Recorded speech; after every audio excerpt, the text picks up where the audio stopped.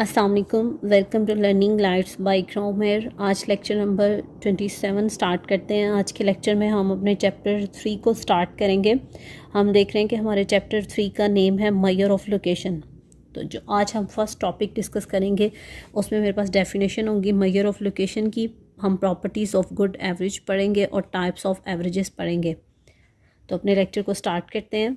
First है हमारे पास मेजर ऑफ लोकेशन। इसकी डेफिनेशन को देखते हैं। Single value which represent the given data and are non average measure of location and measure of central tendency because it's locate the centre of the data.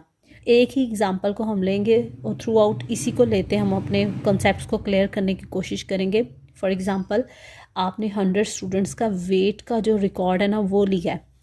तो अगर आपसे कोई second person पूछता है जी क्या समराइज़ कर रहे हो आप, या आप क्या बताना चाह रहे हो, क्या आपने नतीजा निकाला इन 100 स्टूडेंट्स के वेट में, तो हम उसे ये नहीं कहेंगे जी पहले स्टूडेंट का वेट ये था, दूसरे स्टूडेंट का वेट ये था, तीसरे का ये था, अप टू सोन 100 जो मेरे 100 नंबर पे आ रहा है इसका वेट ये है। नो, तो हम क्या करेंगे, एक सिंगल वैल्यू लेंगे। वो एक सिंगल वैल्यू जो होगी, हम इस तरह कह सकते हैं कि मे बी मोस्टली स्टूडेंट का वेट 55 से 60 के दरमियान है। मे बी हम कहेंगे कि एवरेज जो वैल्यू आ रही है वो मेरे पास 60 है। तो ये जो है, जो हमने सिंगल वैल्यू ली है, ये मेरे पास मेजर ऑफ लोकेशन कहलाती है। इससे ही मेजर ऑफ सेंटर टेंडेंसी और एवरेज भी इसे ही कहते हैं। फॉर एग्ज़ाम्पल, जब आप पेपर देते हो तो आपका जो एनुअल रिज़ल्ट आ रहा होता है उसमें आपको परसेंटेज बताई जाती है कि जी आप कितनी परसेंटेज है। तो वो जो परसेंटेज है वो आपके कंप्लीट जो आपका रिज़ल्ट है ना आ रही है हमारे पास कि जी ये परसेंटेज है स्टूडेंट की। तो वो जो परसेंटेज है वो मेरे पास मेजर ऑफ लोकेशन है, या एवरेज कह दें इसको, या मेजर ऑफ सेंटर टेंडेंसी कहते हैं। ये नहीं कह सकते कि मेरी परसेंटेज फर्स्ट सब्जेक्ट की है। नो, हमने क्या किया, उन 7 सब्जेक्ट को समराइज़ कर दिया एक परसेंटेज में। तो ये होपफुली अब आपको मेजर ऑफ लोकेशन की डेफिनेशन क्लियर हो गई होगी। सेकंड पे आपने बताना है प्रॉपर्टीज़ ऑफ गुड एवरेज। आप इसे ये भी कह सकते हैं कि प्रॉपर्टीज़ ऑफ गुड एवरेज क्या होता है, properties of good major of location क्या है, properties of good measure of centre tendency क्या है। मोस्टली जो हम इसे यूज़ करते हैं हम इसे एवरेज ही कहते हैं। इसमें मेरे पास है properties of good average are given below, it should be clearly defined. हम कह सकते हैं कि जी जो मैंने एवरेज लिया है, जो मैंने सेंट्रल वैल्यू ली है, ये मेरे डाटा को क्या करी है, क्लियरली डिफाइन कर रही है। इसमें कोई ये नहीं हम कह सकते कि जिसमें कोई शक व शुबाहत है, ये कोई वैल्यू गलत हो सकती है।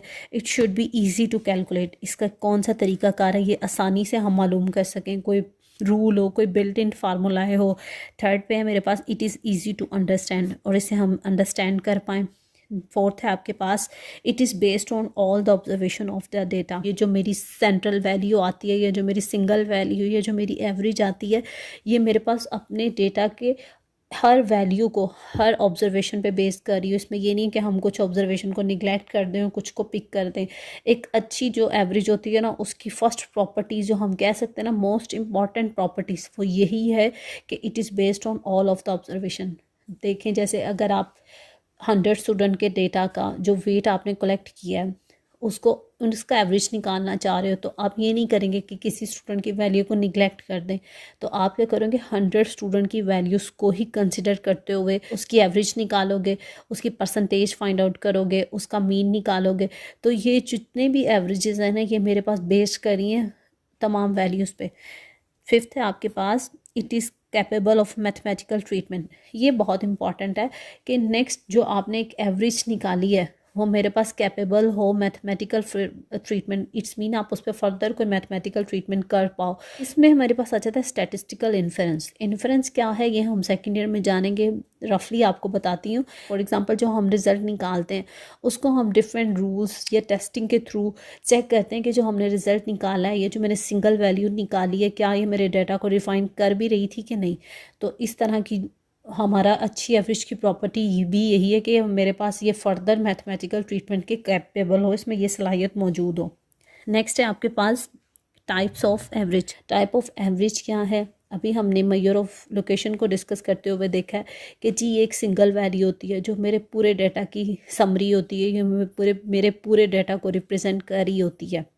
तो इस सिंगल वैल्यूज़ की कौन कौन सी टाइप्स होती है, कौन सी ऐसी एवरेज है, ये कौन से ऐसे कवानीन हैं जैसे हम कह सकते हैं कि जी ये मेजर ऑफ लोकेशन है। इसमें हम ये जानेंगे the important types of average. देखें इसमें कहा गया है the important types of average, measure of central tendency, या आप इससे इम्पॉर्टेंट टाइप्स कह दें एवरेज की, मेजर ऑफ सेंटर टेंडेंसी कह दें, या मेजर ऑफ लोकेशन कह दें। जी एक ही बात है, आर गिवन बिलो। फर्स्ट है अर्थमेटिक मीन, सेकंड पे आपके पास है जियोमेट्रिक मीन, थर्ड पे आपके पास है हार्मोनिक मीन, फोर्थ पे आपके पास है मीडियन, और फिफ्थ में आपके पास है मोड। थी आपके पास टाइप्स ऑफ एवरेज। ये होती क्या है ये हम अपने इनकमिंग लेक्चर्स में देखेंगे, वन बाय वन एक एक टाइप को पिक करेंगे और उसे एक्सप्लेन करेंगे। अभी के लिए हमारा लेक्चर यहीं पे ख़त्म होता है। स्टिल आपको इस लेक्चर में कोई प्रॉब्लम है या कोई कॉन्सेप्ट आपका क्लियर नहीं हो रहा तो कमेंट सेक्शन में बताइएगा, आपकी प्रॉब्लम को सॉल्व किया जाएगा, आपकी बेहतर रहनुमाई की जाएगी। लास्ट पे आप सबसे रिक्वेस्ट है प्लीज़ चैनल को लाइक और सब्सक्राइब करें, अपने दोस्तों के साथ शेयर करें। अपना ख्याल रखिएगा। अल्लाह हाफ़िज़।